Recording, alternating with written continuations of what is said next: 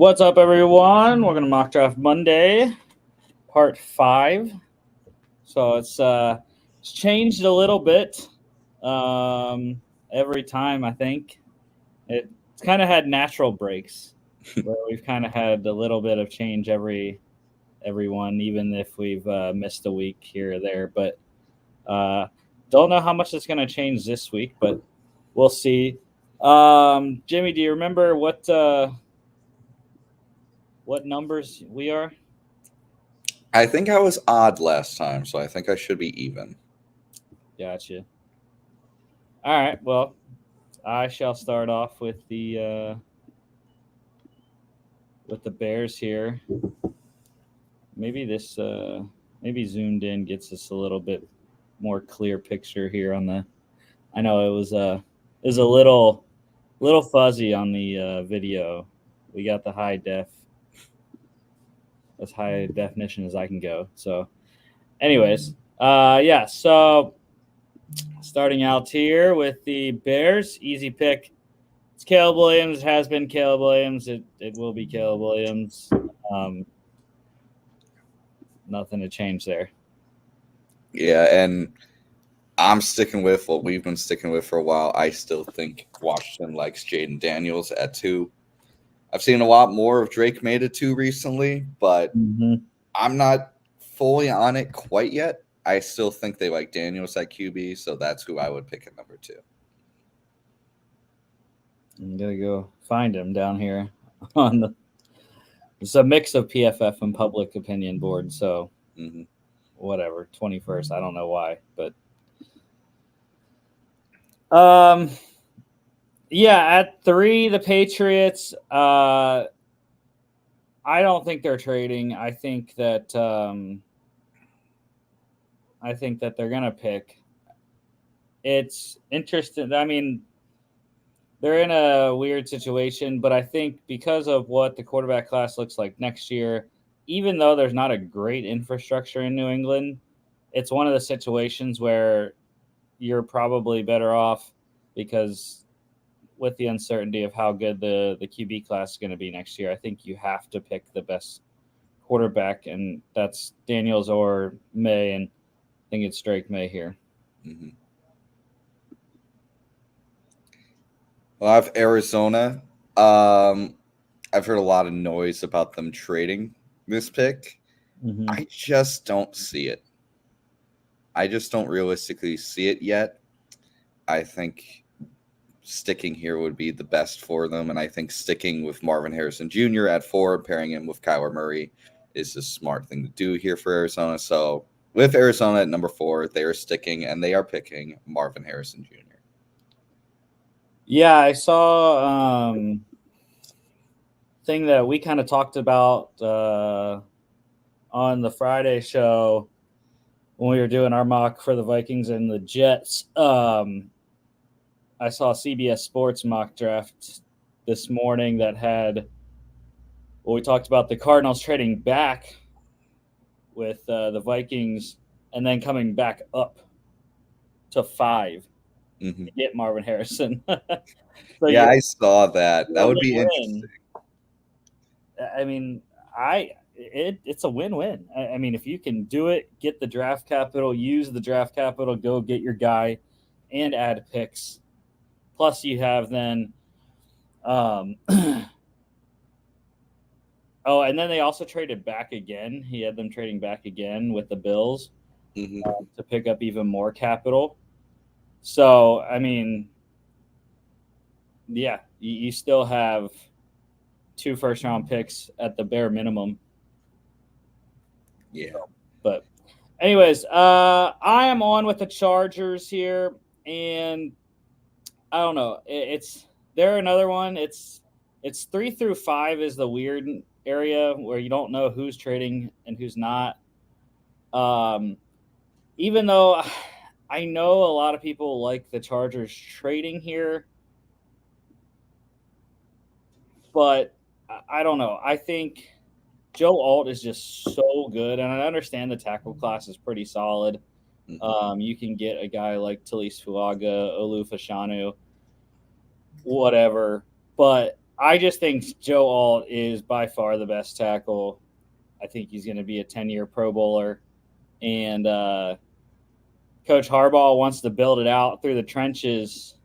So I think that's where they got to go. Even though wide receiver is my number one need for them, offensive tackle is actually my third need. I have wide receiver, corner, and offensive tackle. But the depth of the wide receiver class, Chargers picking high in the second round, I think they can get a good selection there. Even they could even trade into the first round if they really saw a guy that they wanted to get ahead of teams like the Chiefs and the Ravens. But yeah, I like Joe Alt so much. I'm sticking here and picking him. Yeah. Now I have the Giants. I could definitely see them trading down to a QB hungry team. However, with their need at wide receiver and a strong belief that teams behind them will take Neighbors and Odunze away from them, I genuinely think they will stick and pick here, and I think Neighbors makes a ton of sense at 6 for them. So Giants, although trading with a QB hungry team makes a ton of sense, I think sticking and picking with Neighbors here would do wonders for them. So that's what I'm going to do with the Giants. Yeah, I totally agree. They would run this card up, I think, if given the chance at Neighbors to give Daniel Jones a number one option. Wouldn't shock me if they drafted J.J. McCarthy here either. They're one of the sleeper teams for a quarterback. I don't have QB as one of their needs on my list, but I do have corner as their number one need over wide receiver. But yeah, the value obviously is with Neighbors there. At 7 with Tennessee. Now, Joe Alt is gone. He's the number one. He's been mocked to Tennessee quite a bit. Offensive tackle is still my number one need for them.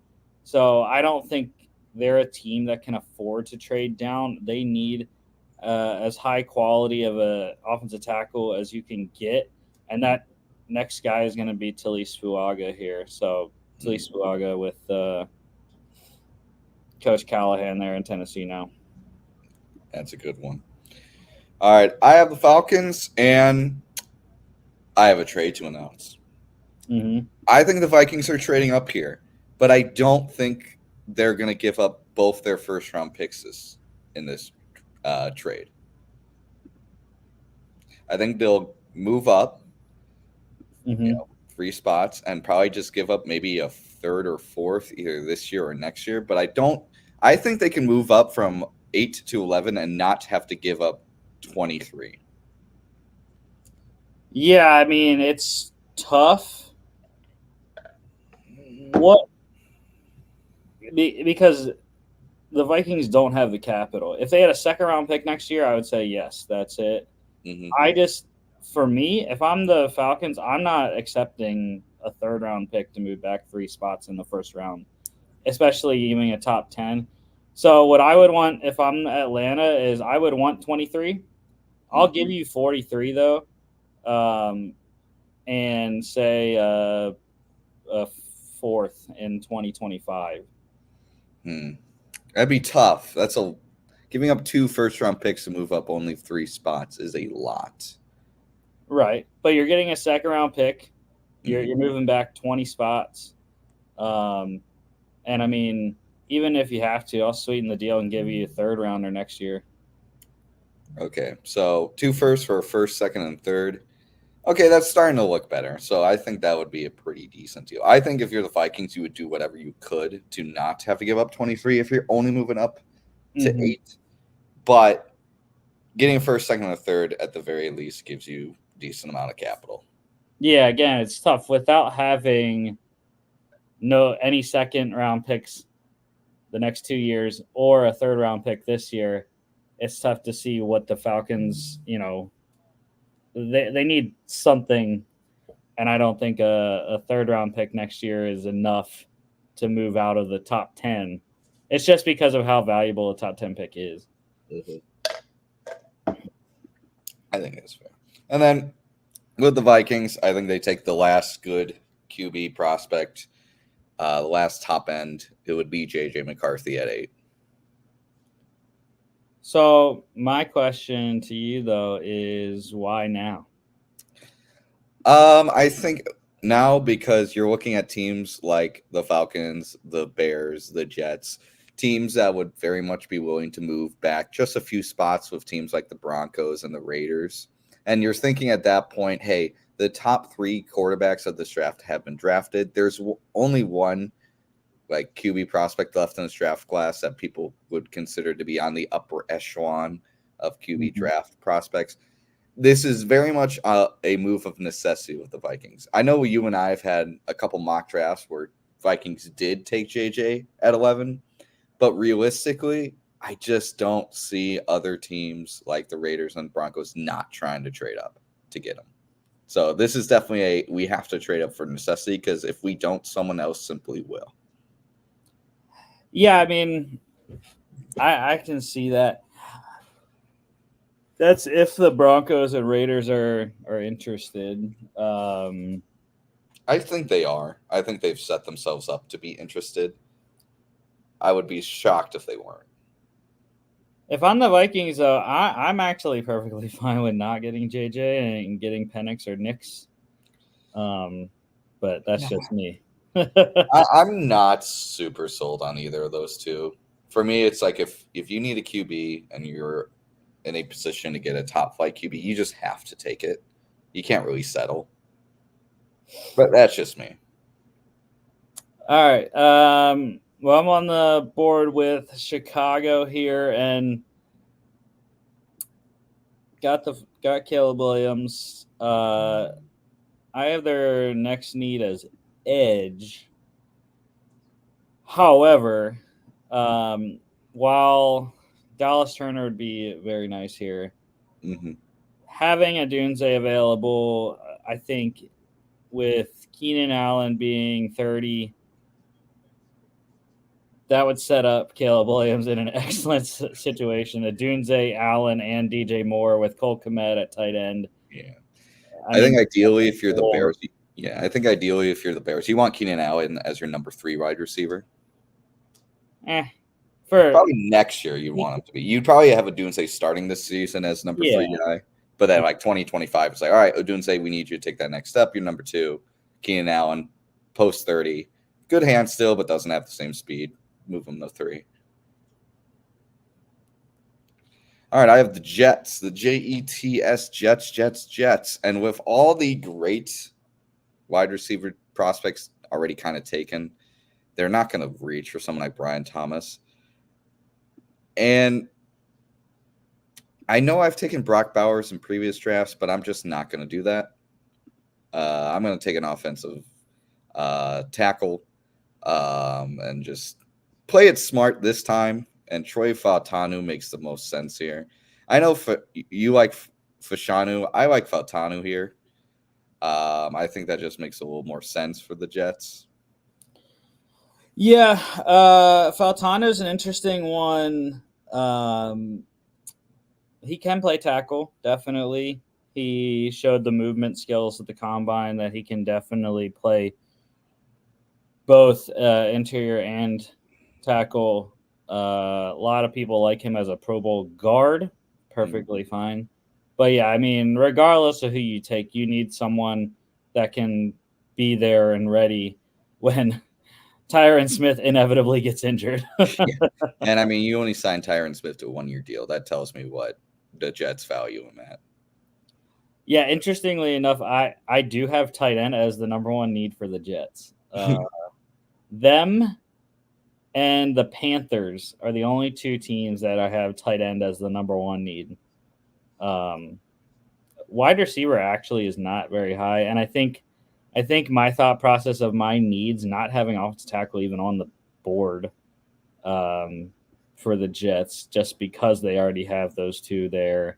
I think that's why I didn't put it in the top 5 needs for me.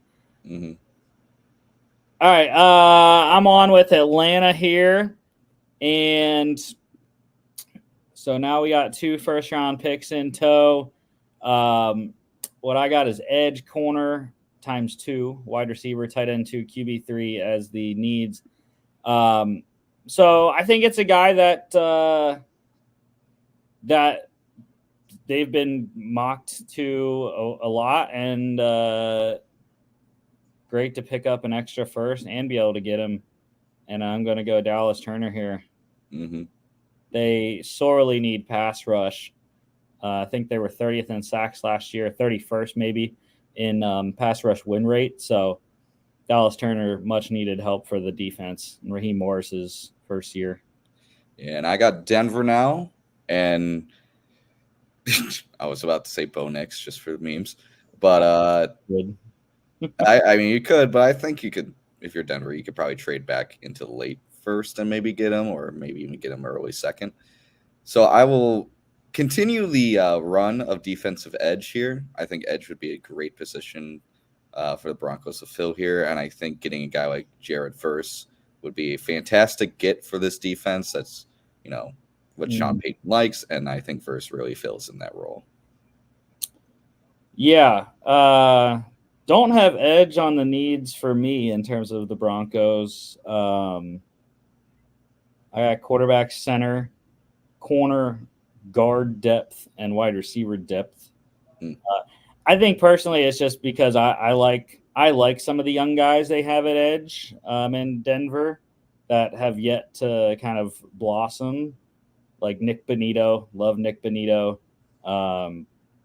They also have, I'm blanking on his name, number 56, I believe, Ohio State. Can't think of his name right now, but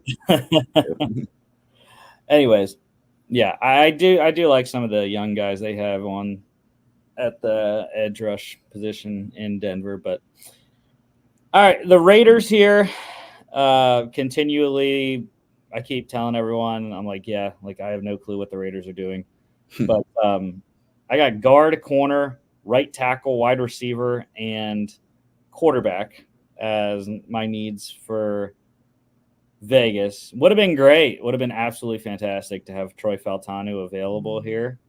Mm-hmm. And with that said, don't need interior D-line because of the Christian Wilkins signing, so that rules out Johnny Newton or Byron Murphy. So I'm just going to go corner here, and I'm going to go Quinyon Mitchell. They are really pretty desperate at corner. Amik Robertson, probably their best player there. They released Marcus Peters in the offseason, so corner is a big need for Vegas and Antonio Pierce's defense there. Yeah, that makes sense. All right. I got the Saints, more like the Aints, because they just aren't that great. But I think this is where the Brock Bowers slip finally ends. I think a lot of people think Brock Bowers should be top 10. I don't love tight ends in top 10. But you got to give Derek Carr a safety valve, and Brock Bowers makes a ton of sense. What about the tackles? They're desperate at tackle. That is true, but I'm thinking maybe they want to give Penning another chance. Maybe he could finally figure it out, and then maybe wait till next year. That's just me. Yeah, with the before the Ramchick news a couple weeks ago, I liked the Bowers to the Saints. But after that, I was like, not tackle. Tackle's my number one need for New Orleans. Wide receiver, corner, linebacker, safety. With Indy here, they are also in the corner market. Corner, tight end, linebacker, edge, guard. My needs for them. So I am going to go corner again here. And we are going to go Tyrion Arnold as the next best corner here. Love Cooper DeJean. Mm-hmm. Don't really know where he's going to play. Safety corner. I think he could be a pick here, but I think Tyrion Arnold, the biggest issue with him was his speed. Mm-hmm. Ran very slow at the combine. I think it was a 4.6 or 4.5 something. So, but great corner, and they need outside corner because they re-signed Kenny Moore, but he is their starting nickel. So, all right. I got the Seattle Seahawks at 16, and this is a team to me that screams, hey, we're an offensive line away from really, really figuring it out. And hey, Fashanu has been dropping, and I don't see him dropping anymore. Sure, he's more on the outside kind of guy, and they're looking more interior, but I think he's the kind of guy you can't really pass up if he falls to you at 16. Yeah, interior line is my number one need for Seattle, as is most people's. Corner, edge, interior D line, QB3. Yeah, Fashanu definitely a tackle. I don't think he's going to play inside. They had their two tackles there, Abe Lucas and another name I can't remember on the other side. But Abe Lucas is a guy that I think you could possibly slide inside. He was kind of iffy last year. So, sure. All right. Jags here. I have corner, edge, tight end 2, and running back RB2 and 3 as their needs. Let me see here. I think I'm gonna trade. Actually, Ooh, yeah, I'm gonna come up with the Eagles. the Eagles. Yeah, they're gonna come up 5 spots. We'll send you 53. That's fine.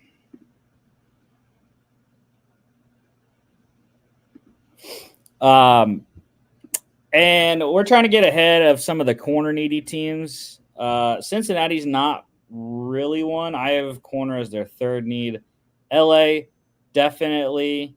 I actually don't have corner on their needs, but I think they are in play for a corner. Steelers definitely are as well. And the Dolphins, I don't have them as a corner needy team, but yeah, I'm coming up for Cooper DeJean. I already talked about the versatility that he can play safety and corner. The Eagles kind of got their safety need out of the way with the Gardner Johnson signing and Sidney Brown coming off of injury. So I'm going to go Cooper DeJean, though. Hopefully he can play some outside corner for us. All right. I got Cincy, and I think this need is pretty obvious. I think that offensive line still needs a lot of work, and J.C. Latham's there at 18. You should take him if you're Cincy. Yeah, tackle's my second biggest need for the Bengals. Wide receiver is the first one, just because of the T. Higgins wanting a trade and whatnot. But yeah, definitely need to get a tackle at some point. All right, I'm on with the Rams here. Yeah, interior D line, edge, safety, tackle, and kicker as my needs for LA. So it makes too much sense. We got the two big men here. And I'm going to go Byron Murphy over Johnny Newton. Johnny Newton, he's one of the guys, just like you see Laiatu Latu sitting there as well. Those are two guys that have first-round talent, but there's some questions on the medicals. So I'm going to go Byron Murphy, interior presence there, trying to help fill the spot beside Kobe Turner that was left by Aaron Donald's retirement. Now I have the Steelers. I was going to go wide receiver, but with recent news of them looking to sign or get a veteran wide receiver now, maybe they're a little turned off to the idea of drafting a wide receiver late in the first round. So I think they're more than likely going cornerback here. And I like Nate Wiggins here to the Steelers. I think his speed plays well. And as much as I would like to do Brian Thomas Jr., I don't think that would be the right move long term for Pittsburgh at this time. I think Wiggins is what you need right now. and Yeah. in the future. Yeah. You don't like Nate Wiggins. You love Nate Wiggins. I love Nate Wiggins. I have a lot of mock drafts where if the Vikings keep 23, they take Nate Wiggins. I really like him. Yeah, corner, my second biggest need for the Steelers. I like that one. Lockdown with him and Joey Porter on the other side. Oh yeah. All right. The Dolphins here. It works out nicely. They lost Christian Wilkins in free agency. Interior D line is my number one need for them. So sure, Johnny Newton here, easy peasy. Mm-hmm. All right, I have Jacksonville, and gosh, that offensive line was garbage, and I think it needs a ton of work. They could go Kool-Aid McKinstry, get some better defensive backs, but I think with a guy like Amarius Mims sitting there, I think this makes a ton of sense. I mean, you could do Mims or you could go JPJ, but personally, I think Mims just makes a little more sense at this time for Jacksonville. I think they're content with their center right now, and they would rather go outside line. And Mims makes more sense. Yeah, I thought it set up well for my two top needs for Jacksonville, which is corner and edge. Mm-hmm. But yeah, I don't. From the collapse of last year, to me, it was more of an offensive collapse than defensive, and I think that's what they're going to prioritize most. Yeah, I just had corner as their number one because they lost Darius Williams in free agency. They needed some help out across from Tyson Campbell there. All right, Falcons' second pick here. Now, there's a guy sitting at the top of the board. They could really improve their their pass rush. Like doubling up. Dallas Turner and Latu get the top two edge rushers in the class. However, I have corner times 2 as their number 2 need. I guess number 2 and 3 technically. So I'm gonna go Kool-Aid. They need some help out opposite of AJ Terrell, and Kool-Aid's the top corner available here. But I wouldn't have an issue taking Latu and getting the number 1 and 2 edge rushers. That would be really fun. All right. I got them boys. I got the Cowboys. And, man, what don't they need? I think that I kind of have the same at first had the same mentality with them as I did Steelers. Like Brian Thomas Jr. would make a ton of sense. But with the aging offensive line and a lot of offensive line members just kind of leaving, I think that's where you just really need to, center yourself in the draft. And hey, I said the word center, and this is where I think Jackson Powers Johnson goes. I think the Cowboys get the number 1 center in the draft. They've always taken pride in having a very good offensive line, and JPJ just to Dallas makes a ton of sense and would help the Cowboys build up basically the Great Wall of Dallas once again. Yeah, that's my number 1 need for Dallas's center. They lost Tyler Biadasz in free agency. Center, running back, guard, wide receiver, edge. So, yeah, I mean, I don't think you're going wrong taking JPJ or Graham Barton, who is those were my 2 there. I think 24 and 25 are perfect. Yeah. A lot of people like Graham Barton as a center, but he can play all 5. Mm-hmm. And the Packers, the Packers on the board here. What do I have for Green Bay? Safety, tackle, linebacker, interior O-line, depth, and running back as the needs here for Green Bay. I just don't think, outside of Cooper DeJean, don't think any of the safeties are worthy of the first round. Tyler Nubin, excellent player of Minnesota.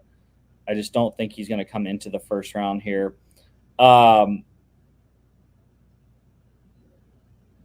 next one is tackle. So Graham Barton, I think we're going to try him out at tackle. If it doesn't work out, perfectly fine. They need interior depth anyways. But I think they're going to play Barton outside because they need it. Tyler Guyton's a guy I really like, but Barton has the versatility and the higher ceiling, I guess. So David Bakhtiari retires, need a left tackle, Graham Barton for Green Bay here.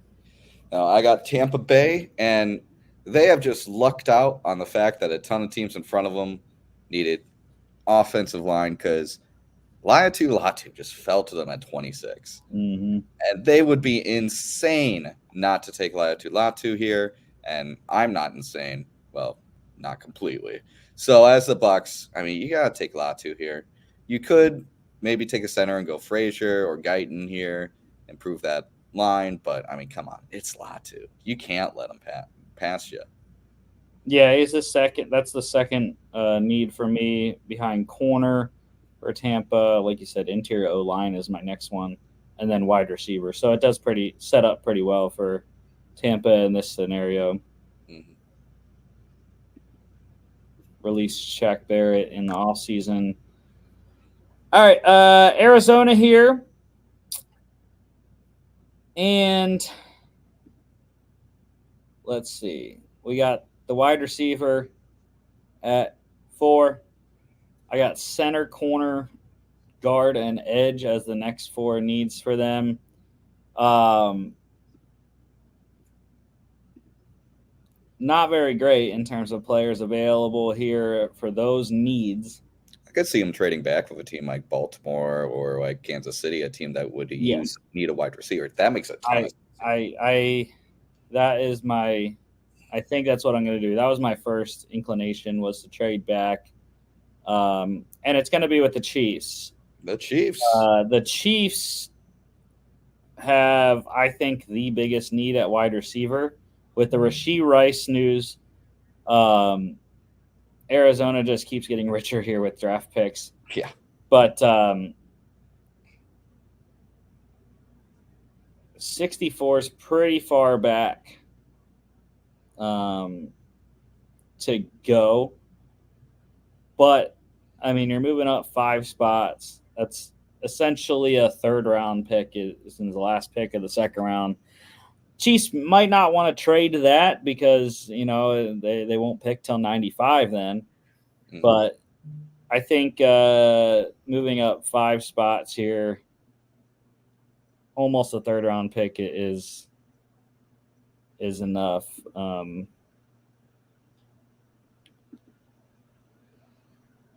And, yeah, they're going to go get their number 1 wide receiver. I know I've been a big proponent of not trading up for wide receivers, but I think with the Chiefs and with the run of teams at the end of the first that potentially need them, mm-hmm.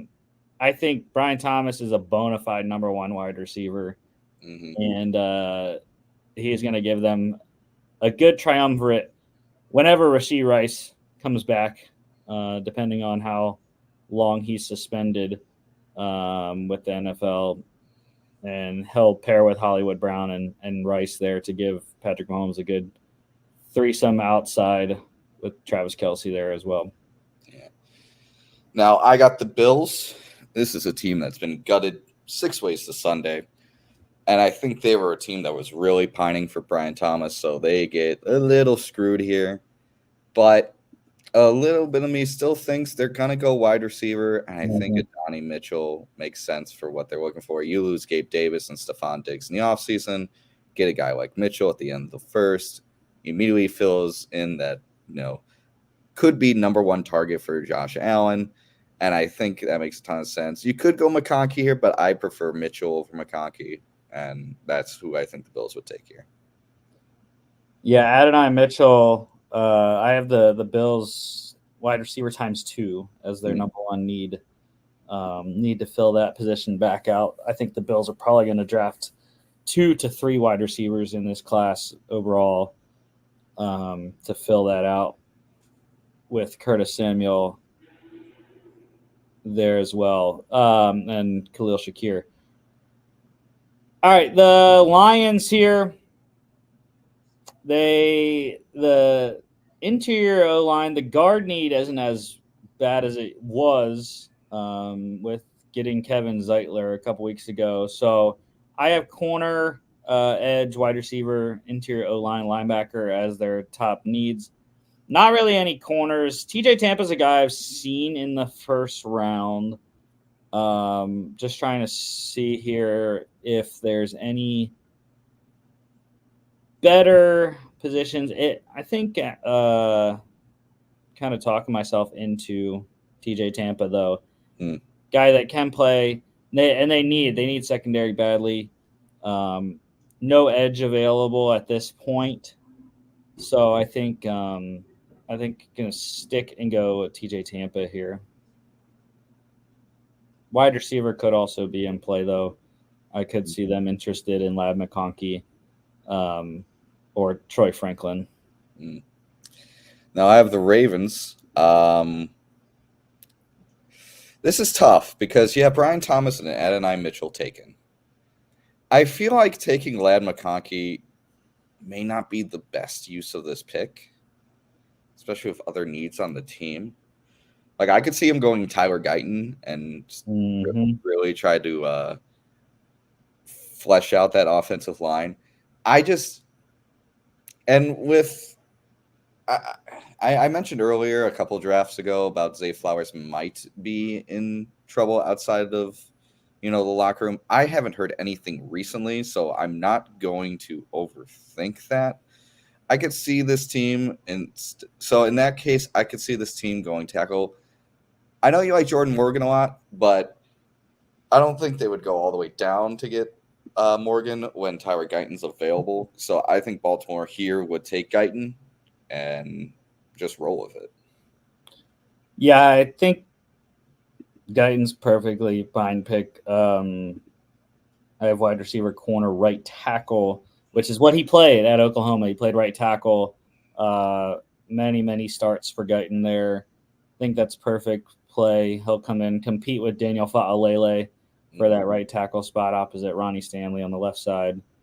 I also thought about that pick in a trade if someone's wanting to come into the first round for Penix or Nix. Yeah, I could see the Raiders or Broncos doing that. And I know there's a lot of people that don't like Penix and Nix in the first round, but my biggest thing is, all right, if you like the quarterback, go get him in the first round to get the 5th year. Because and any time you can get that. And that's the one thing a lot of people really need to understand is QB position will always be overvalued no matter what. Mm-hmm. So even if you think Bo Nix and Michael Penix Jr. are second, third round talents, they're still quarterbacks. Teams still will always need that position. Yeah. So I'm on with San Fran. I got interior O-line, tackle, corner, linebacker, interior D-line depth as their needs here. So kind of works out. Zach Frazier is here. And like I said, interior O-line is my number one need for them. Because currently they got Jake Brendel at center, Aaron Banks, who they drafted in the second round in 21 at left guard, John Feliciano, who they signed from the Giants at right. So I think they can stand to upgrade Jake Brendel at center and have some depth at the guard positions, which they need upgrades anyways there. So I'm going to go with Zach Frazier here for San Fran. A position I haven't seen the 49ers get mocked any, I don't think. All right, and with the final pick of the first round, I have the Arizona Cardinals after trading back with the Chiefs. And I think after getting a wide receiver in MHJ, I think the best thing you could do here is protect Kyler Murray. And I think the last really good offensive lineman prospect left in this draft is Morgan out of Arizona.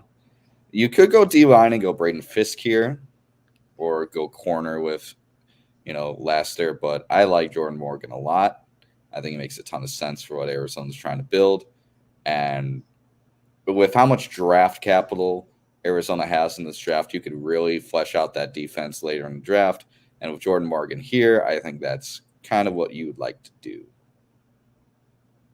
Yeah, I'm telling you, I don't like it. You don't like it? No, because they signed Jonah Williams to play right. Oh, shit. Hold on. You're right.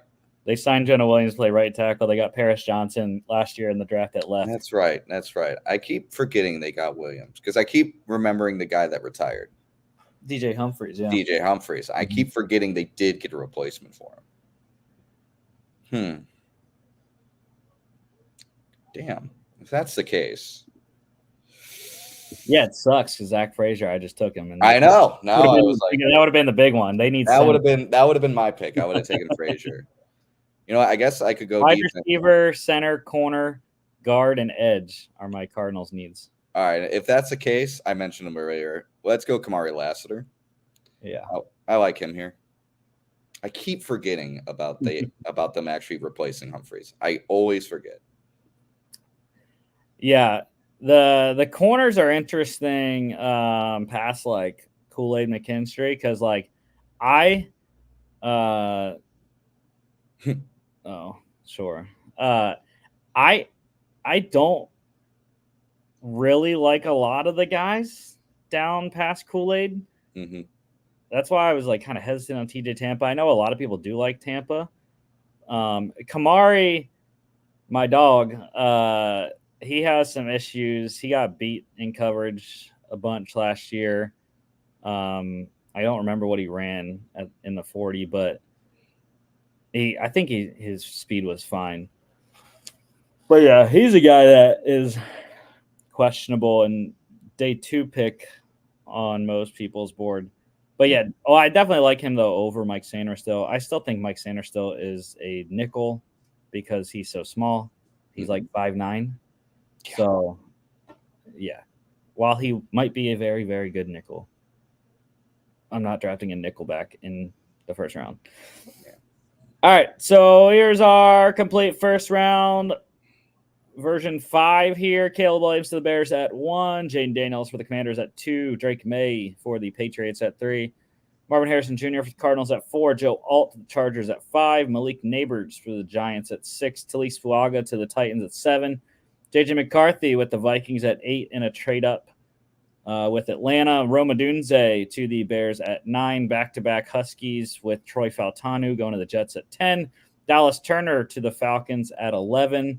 Jared Verse for the Broncos at 12. Quinyon Mitchell to the Raiders at 13. Brock Bowers to the Saints at 14. Tyrion Arnold, Colts at 15. Olu Fashanu for the Seahawks at 16. We got the Eagles trading up with the Jags at 17 to get Cooper DeJean.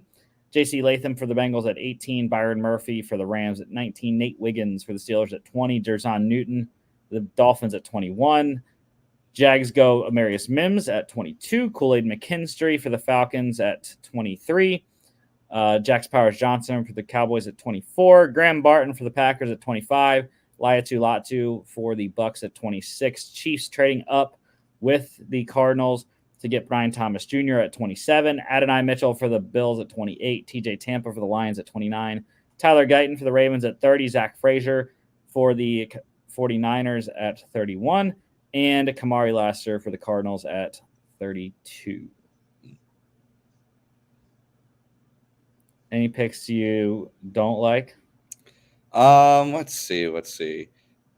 There were some that I knew were just kind of like I was picking need over talent a lot of times. Like I don't love Mims to Jacksonville at 22. I don't love it a ton. But for me, when I made that pick, I was like, I just feel like that's the need they want. As much as like I think Kool-Aid McKinstry would be pretty good on Jacksonville.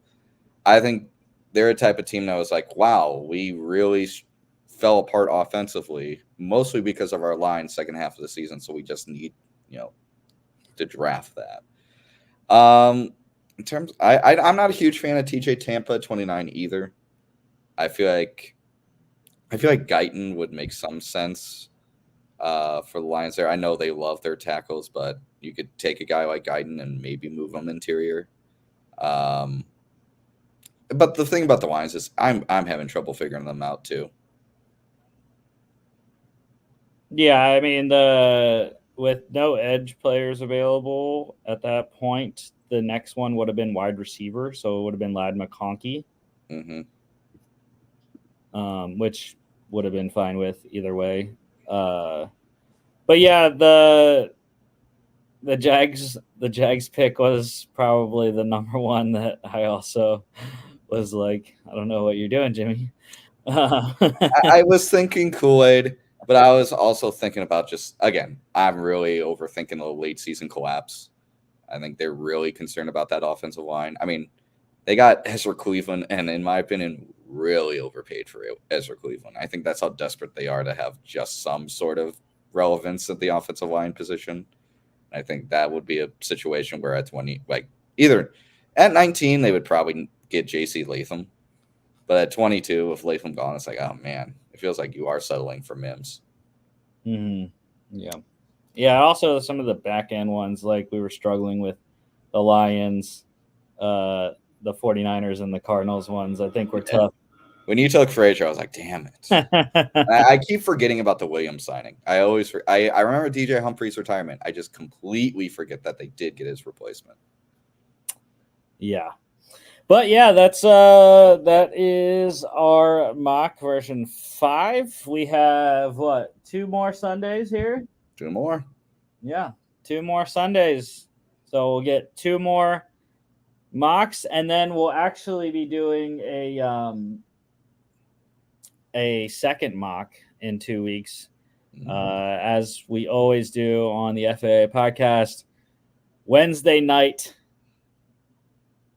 before the draft, we do a complete first round mock. Usually it's the one and only, but because we started the mock draft Monday series this year, it will not be the one and only, but it'll be our final one, and it'll be the only one that matters. Yeah, we're really going to put our thinking caps on for that one, so tune in. Yeah. Don't forget to catch the show later today, and make sure you follow us on all our social media at FAA Podcast on Instagram and X, as well as on Spotify and YouTube and Instagram. So we will see y'all in a little bit.